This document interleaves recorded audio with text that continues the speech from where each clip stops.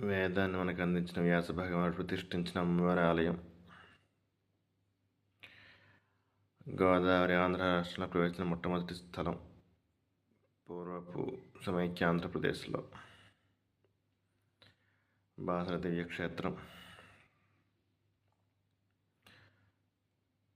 వ్యాస మహర్షి ఆయన కుమారుడు సుఖ మహర్షి కలిసి ఒకసారి ప్రయాణం చేస్తూ ఉండగా ఒక చోట మనసు హాయి అనిపించి శాంతి పొంది తపస్సు చేయాలనే కోరికను పొంది తపస్సు ఫలంగా ముగ్గురమ్మలు ఒకేసారి స్పష్టంగా ఆయనకు కనిపించిన వేళ విశేషం.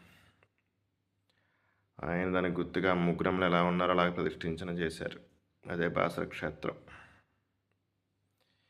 విద్యకు, ఐశ్వర్యానికి, శక్తికి నిర్వచనం.